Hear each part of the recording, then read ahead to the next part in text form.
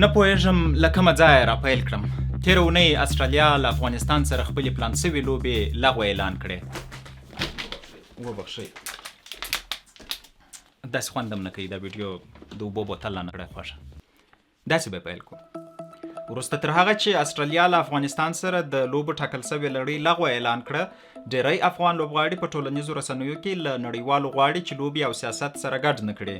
خو بل خوا د استرالیا د کرکټ بورډ چارواکي وایي چې بنیادي انساني حقوق سیاست نه دی. دوی زیاته داسې هم خوند نه کوي. داسې به پیل کړو. د سویلي افریقا په پایتخت کیپ ټاون کې دا دیوال د یوه شرمناک تاریخ یوه ژوندۍ بیلګه ده. د دې دیوال یوې خواته وګړي د ژوند له ټولو موډرنو اړتیاوو څخه برخمن دي، خو د دیوال بلې خواته د څښاک پاکو اوبو ته لاسرسی هم غنیمت ګڼل کیږي. دا د سپین او تور ترمنځ دیوال دی. دلته فقط څو لسیزې مخکې لا خلک په دې باور ول چې تورپوستي انسانان خدای پاک د سپین پوستو د غلامۍ لپاره پیدا کړي دي.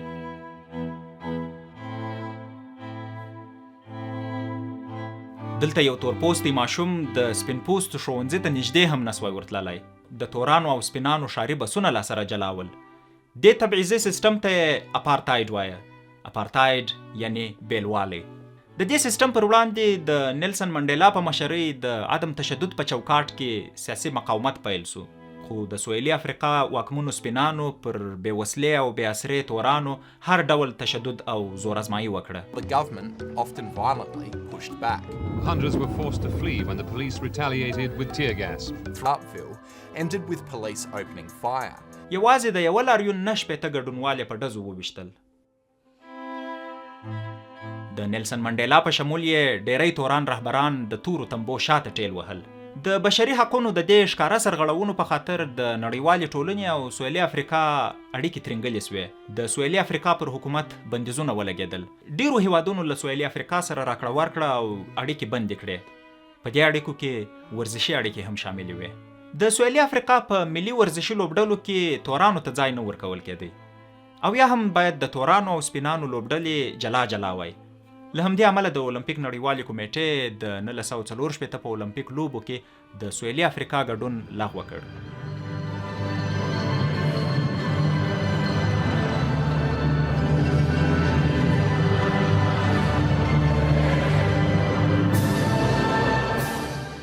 په 1961 کې د فیفا له لوري هم د فوټبال په نړیوالو لوبو او نړیوال جام کې د سویلي افریقا پر ګډون بندیز ولګول سو.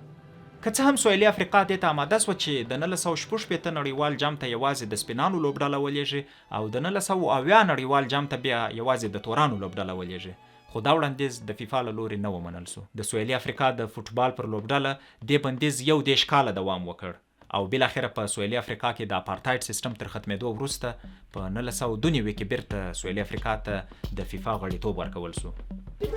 On April 27, 1994, Nelson Mandela cast his vote in the first free and democratic elections in South Africa, marking the official end to racial oppression and apartheid rule.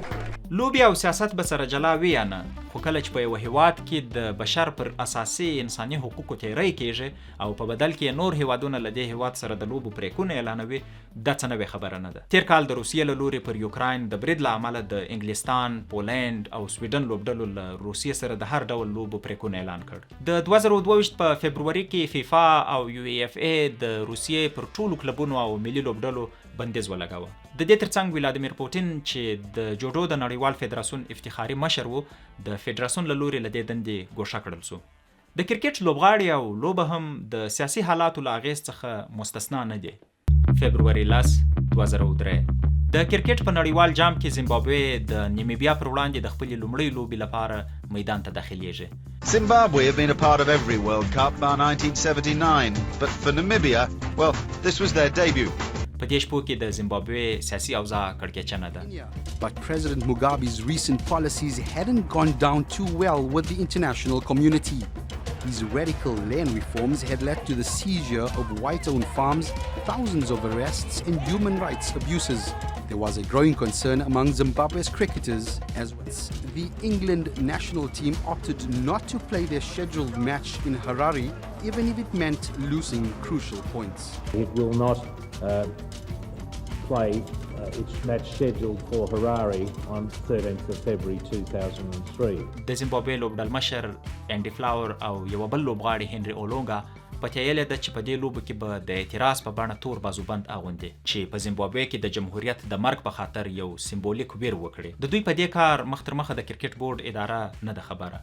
دوی پوهېدل چې دا کار شاید دوی ته ډیر ګران تمام سي، خو بیا هم دوی دا جرأت وکړ. وروسته دوی په خپل اعلامیه کې وویل چې د ظلم پر وړاندې بې تفاوته پاتېدل دوی ته ناشونی و. د دې اعتراض په خاطر دواړه لوبغاړي مجبور کړل سول چې تر نړیوال جام سمدستي وروسته کور ناستې سي. اولونګا له هیواد سره په خیانت تورن سو چې دا عمل په زیمبابوې کې په مرګ د محکومېدلو وړ دی. وروسته دې دواړو لوبغاړو د تل لپاره زیمبابوې پرېښوده. په زیمبابوې کې د بشري حقوقو د پایمالۍ په خاطر په 2008 کې انګلستان له زیمبابوې سره خپلې پلان سوي لوبې لغوه کړې او د زیمبابوې پر ځای د لوبو لپاره د سریلانکا کوربتوب وکړ. همدا ډول د انګلستان حکومت خپلې خاورې ته د زیمبابوې د لوبډلې حتی پر داخلېدو هم بندیز ولګاوه. خو یو کال وروسته په انګلستان کې د کرکټ نړیوال جام په پلان کې نیول شوی و.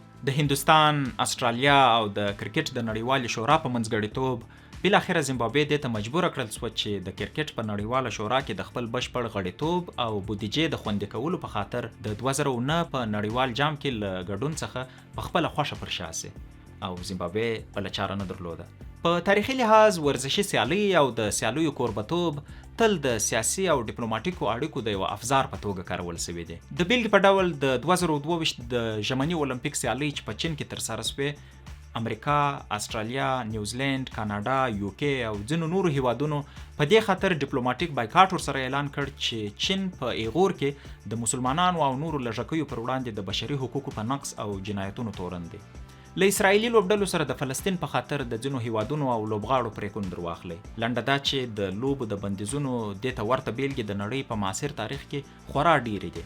د لوبو او سیاست یا د لوبو او بشري حقوقو د سرغړاوي ترمنځ د اړیکې بله ښکاره بیلګه د ملګرو ملتونو د 1985 د لوبو د اپارتایډ ضد کنونسیون پریکړه ده چې په دې کنونسیون کې 22 هیوادونه غړیتوب لري او ټولو دا منلې ده چې د کنونسیون غړي هیوادونه به له هغو هیوادونو سره لوبه نه کوي چې اپارتایډ غوندې د بشري حقوقو ضد قوانین لري. خو پوښتنه دا ده چې دا بندیزونه څومره اغیزناک دي. آیا پوټین به د فوټبال په خاطر له خپله فکره پر شا سي؟ یا د زیمبابوې مشر موګابي ته تر خپلې چوکۍ د زیمبابوې کرکټ مهم و؟